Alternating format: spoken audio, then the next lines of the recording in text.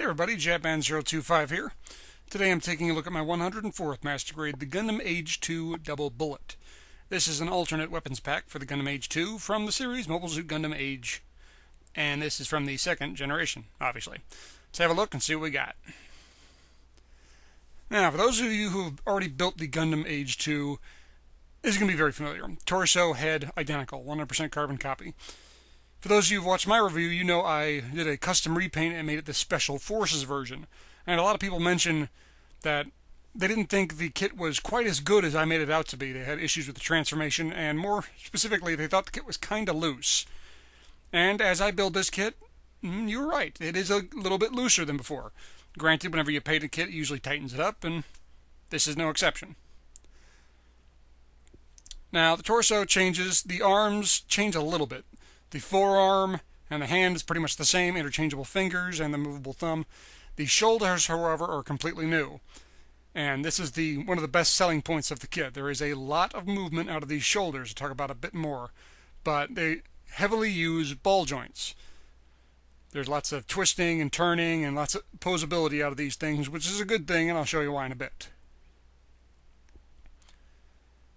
Now, as for the actual shoulder joints and the elbow joints, excellent poseability. They'll move out, they'll twist, big bend out of the elbows, complete 360 on the shoulders. Do anything you want, move it anywhere you want. On the legs, we do have some new legs. Bigger, bulkier, more armor on them. I thought they'd be a little more hindrance of movement, but not really. We're still pretty good. Do have some lining to do on this kit, not a ton. You can see the movement on the knees. Ankles are really good, lots of movement out of the knees. A little awkward, but it's far from a problem. You can still do just about anything you want with it. We got the full body built, solid, no real balance issues. Like I said, the legs are a tiny bit bulkier. The hinge in the knees a little off or a little odd because of the transformation, but it's nothing terrible. I mentioned this kit was a little loose, but it's far from a problem. Shake it, rattle it, roll it.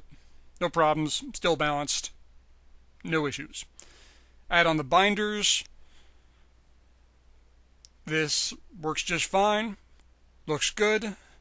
You can move these binders anywhere you want. This is one of the best points of the kit. Move them up, move them down, move them back, move them forward.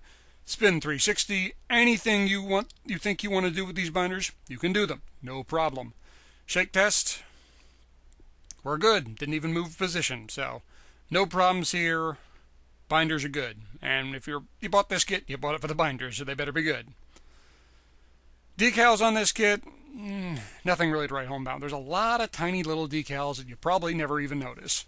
I spent a good deal of time putting on decals on this kit, and there's only a few that really said, "Oh, that was a neat decal." Some nice pinstripes here and there. There are some nice decals on the guns that say Dots Cannon 1 and 2.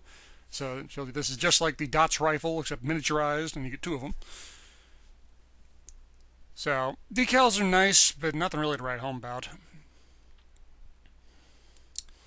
Accessories. You can remove each rifle from the binder, add the trigger finger hands, connect them into the handle that pops out, and then just connect that into the hand itself.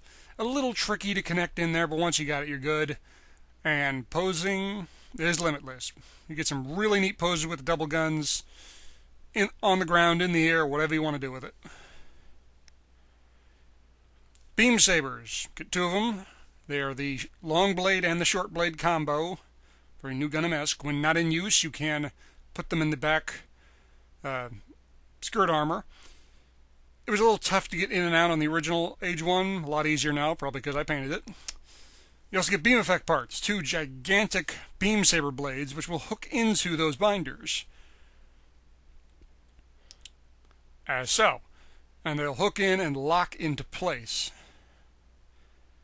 What you're going to do is, each one of these grippers on each side is on a sliding mechanism. They'll move up and down.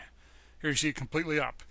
When it's in the gun, you want it all the way down. When you want the beam saber, you want almost all the way up. So you move it all the way up, put them in there, and clamp it down, holds it in.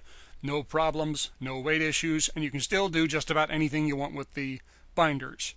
So lots of pose options, and it looks really cool. Very double O Gundam, which isn't shocking since the designer for both kits were the same. Now, transformation. I mentioned before in the AGE-2 review that transformation was surprisingly easy. That's because I painted it. A lot of people said, this transformation was a huge pain. I now see where you're coming from. The hinges on the waist in particular is a gigantic pain in the butt. Since I painted mine, it probably tightened it up, made it a little easier to work with. Moving the knees into the right position, getting this latch out, still not a problem. Moving the torso around, not a problem. Getting the waist section to reconnect and move for the transformation is just a pain in the butt. But it can be done. And you have the binders facing forward. Does look like kind of like a fighter jet. Looks really cool. Truthfully, though, I don't think I'll be having it in this pose very often. Transformation's a bit of a pain. I've transformed worse. I'm not saying this is the worst I've ever seen, but it's a little bit more of a pain. You do have these missiles that pop out, which, quite frankly, I could not get out. They're a gigantic pain in the butt, and they're just not worth the effort. The missiles that are in there are white. They don't look that good. Just ignore it. It's not even worth your time. But, looks good. But, truthfully for me, I'm going to have this guy on an action base. You can get some really neat poses with those beam effect parts, giant beam saber binders. Like I said, very Gundam 00-esque. Looks really cool. The two guns. Tried to recreate the pose from the box art here. And like I said, because you can do just about anything you want with those binders, you can have them facing forward, facing back. Look like it's thrusting forward, even though they're not thrusters. But who cares? It looks cool. There's lots of different poses. The binders are the selling point, and they nailed it. Final thoughts on this kit. I'm giving this kit a thumbs up. This kit is a bit of a very big rehash, in fact. And if you really like the AGE-2, I'd say go ahead and pick this up. If you haven't picked up either, truthfully, I think you only need one. If you want to get the AGE-2, great. If you want to get the AGE-2 Double Bullet, great. If you want to wait and get out that Special Forces version they just announced, great. Granted, since I custom repainted mine, I don't see any need for that one, but whatever. Truthfully, though, I don't think you need all three. Maybe you need two. Truthfully, you probably only need one. Still, good kit. I enjoyed it. If you like this one over the original AGE-2, pick it up. Thumbs up. Well, gang, thanks for watching. Hope you enjoyed this review. Hope you found it informative. If you got any questions, ask them. I'll answer them as best I can. Please stay tuned for more. Always got more reviews coming. And please leave a comment. You guys know I love reading them. See you around, guys. Oh, and one more thing. Ladies and gentlemen, we are canceling the apocalypse! What are you doing? Nothing.